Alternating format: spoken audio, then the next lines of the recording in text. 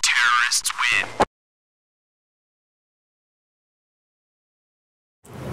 Hey guys, Rob here from Fire Team 6, bringing you a video today on ideal builds for CQB guns. I'm bringing you this today because I see a lot of guys out there that are playing CQB with guns that are not properly built or designed for optimal efficiency when they're playing CQB. A lot of them have guns that are too long, guns with attachments that don't make any sense, too much weight on the gun, and this is hindering them significantly when they play. Whereas if they were built a purpose-built CQB gun, they would be performing a lot better. Okay, my CQB gun is right here.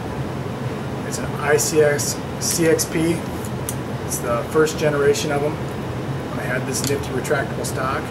First thing you'll notice about it is it's very bare bones. There's not much to it. I don't run a lot of optics. Very simple, short stock, short barrel. And I'll explain to you why I run this gun the way I do. This gun's gone through quite a few generations since I purchased it 3 years ago. I started out with a little bit of a longer barrel, not much longer. It's been shortened to the point now where it's basically a 7-inch rail system, a Diablo rail system, with about a 2-inch compensator on there. It makes for a 9-inch gun. It seems about ideal for me. You could go a little bit shorter, you can go a little bit longer, but you want that short barrel. I'll explain why in a minute.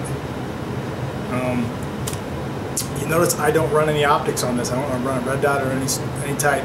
I used to run an EOTech on it, replica. I used to own the aimpoint replica.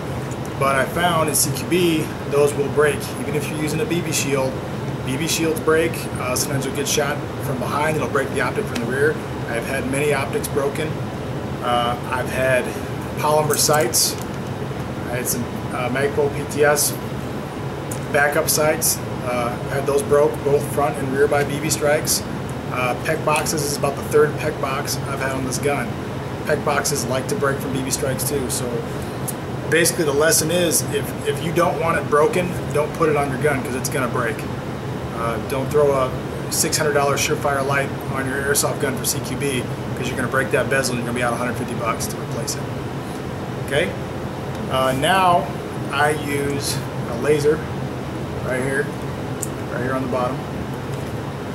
Red dot laser. I really love it. I enjoy it. I threw it on there about a year ago just as something to try, and ended up working out really well. It gives me a significant advantage because all I got to do is see where that laser is and I can shoot what I'm aiming at, which allows me, instead of having to have my head way over here, if there were a red dot here, I can actually have my head off to the side a little bit and still see what I'm shooting at. Airsoft CQB is a game of inches, and those little inches here and there make a big difference when you're shooting and use a cover. Okay. The big thing you're going to want for a CQB gun is you want it to be short. Okay. This is the big problem that most people have, is they get a gun that's probably already a 14.5-inch standard length M4, and then they want that really cool, sexy suppressor on there, so they throw a 6-inch suppressor on it. All of a sudden they got a 20-inch gun. And here they're trying to cut corners and clear angles, and it's a nightmare with that big long gun with that big suppressor on there. Furthermore, they're flagging themselves on every piece of cover. Their barrel is sticking out beyond the cover, which is basically a big flag to the rest of your opponents saying, hey, here I am and here's where my attention is currently directed to. And it's really hampering their performance. Okay, so you want this barrel as short as possible, as short as practical on your gun. Same thing with the stock. You want a short collapsible stock. I don't run this stock all the way out here when I play. Okay, that's way too far. I run it real short. I run it one click out. Right there. This I found is just perfect for the way I play. Okay. Rate of fire. Okay.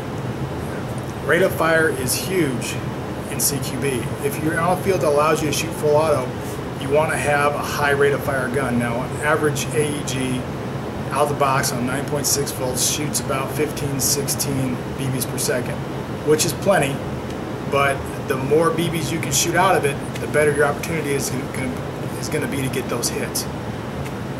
You know, CQB is basically taking advantage of small opportunities to get those hits. People are peeking out, people are running across from cover to cover, and it's a short window of time. The more BBs I can put in the air during that window, the higher the chances I'm going to get a hit. Okay, this gun runs on 11.1 LiPo, shoots about 21 BBs a second, which is, in the grand scheme of things, not that high. That's not that fast. It's plenty fast for me. I think there is a limit to it. I mean, if you're up in the 35, 40 BBs a second, you're probably just wasting ammo at that point. You know, once you're shooting a line of BBs out there, there's only so much you can do to make it to increase your efficiency there.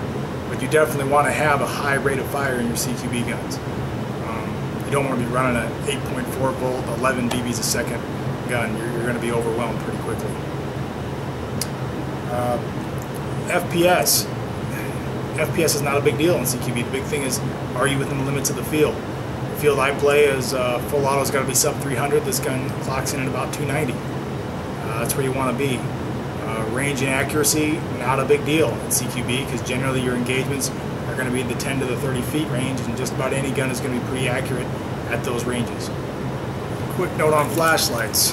For this, I have a flashlight equipped on my other rifle. This is my Per Arms MK3 from ICS. A lot of people, when they get a flashlight, for whatever reason, they think they need a 500 or 300 or 1,000 lumen flashlight for CQB. That's ridiculous. You don't need that much. Ideal, you're looking at 90 to 110, maybe up to 200 lumens. You do not need a strong, powerful light for CQB. People are like, well, I want to blind my opponent. It's bullshit. I have a lot of guys flash me in the eyes when I'm playing CQB with a flashlight, and I have yet to be blinded or distracted by it. It's annoying, but it's not distracting. I just shoot the light. It's not that complicated. I'm not confused by the fact that there's a person behind that light shining at me, and I shoot them just the same.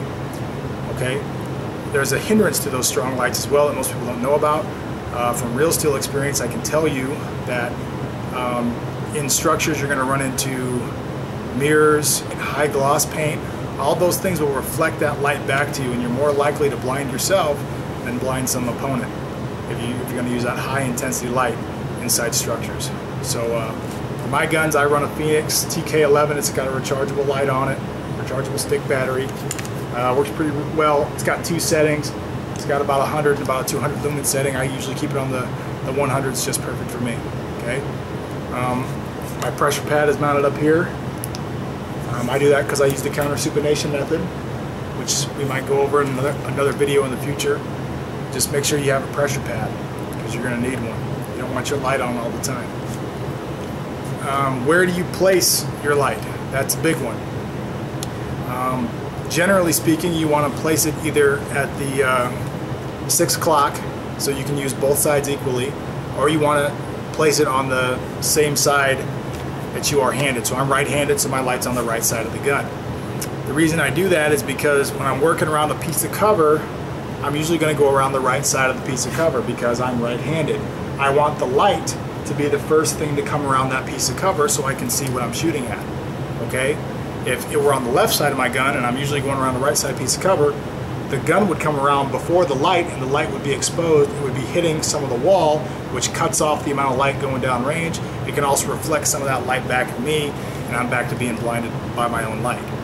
So generally speaking, I like putting mine on the right. I like putting them low. I like putting them at about the, I guess that'd be about the 4 o'clock position. That's where I like to place it, because then it's out of my field of view, my immediate field of view. Some guys like putting them up high in the 11 o'clock or 1 o'clock, depending on what side it is. I don't like that because it's up in my field of view and obstructs my vision. Okay, that's just me, personal opinion. What you don't want to do is put it on your offhand side. Okay, sling mounts. Every CQB gun should have a sling. Ideal sling is a 1 point. Okay, so you're going to want a 1 point sling mount right here on the rear of your gun. Okay, don't try to use a 2 point. Don't try to use a 3 point. It's going to get in your way. It's going to make your life miserable when you're trying to work a piece of cover and you got all these slings in your way when you're trying to work. Use a 1 point. It's what it's designed for. It's designed for CQB. Get one. It's very simple. Use it. That's it for advice on ideal builds for CQB guns. If you've got any questions, throw them in the comments section below. And thanks for watching.